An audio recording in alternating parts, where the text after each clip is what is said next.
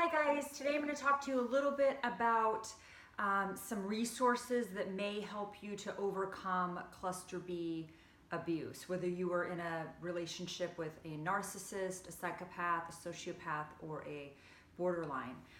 So one really excellent book is called Psychopath Free by Jackson McKenzie, and he talks about these disordered people, the different types of personality disorders, and some of their behavioral characteristics and what it's like to be in a relationship with them.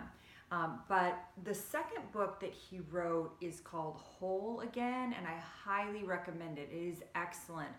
It is all about looking at the personality disorders as sort of having a protective self, which is a defense mechanism inside, from trauma, to where you protect yourself from abandonment and pain. And that could be whether you're codependent, narcissist, borderline, psychopath, whatever. And he really, in that book, Whole Again, he does a really amazing job of helping you to sort of start healing, the stages of the healing process. You are going to go through different stages in the healing process from when you get out of a relationship with one of these people, but it also helps you understand what your sort of protective self-defense mechanism was to allow you to stay in an abusive, toxic relationship.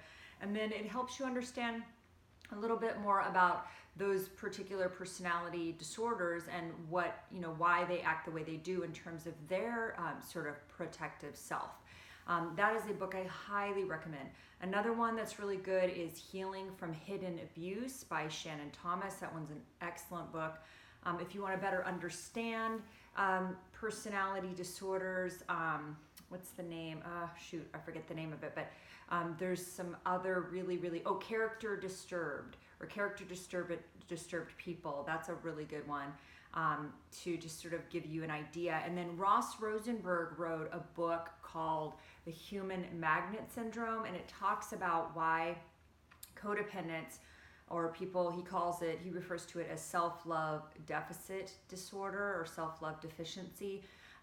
So the self-love deficit disorder or codependent will often find themselves in relationships with emotional manipulators or people that have cluster B personality disorders. So it's very common for a codependent and a narcissist to get together and have this very sort of toxic interaction and relationship and dance, and why those two personality sort of types are drawn to each other.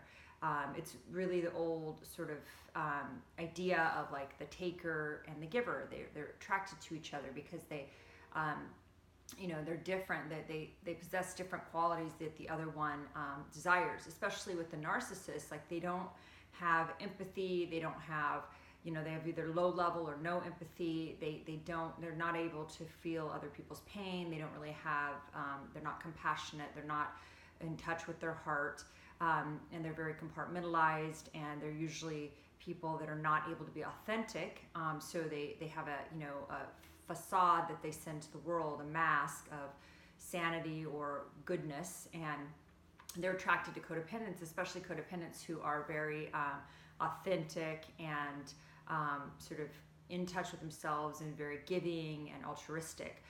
But that book talks a lot about how to heal your codependence, and for narcissists, how to sort of try to change towards a better self. It's very hard for narcissists to find any sort of recovery, because part of the problem is that they don't think that there's anything wrong with them. That's part of their protective self or their defense mechanism. So because they must be perfect, it's very hard for them to get any sort of help for their disorder, because they rarely ever will seek therapy. So hope this was helpful for you. I'm going to keep adding more resources that might help you to heal on your recovery journey. Thank you so much.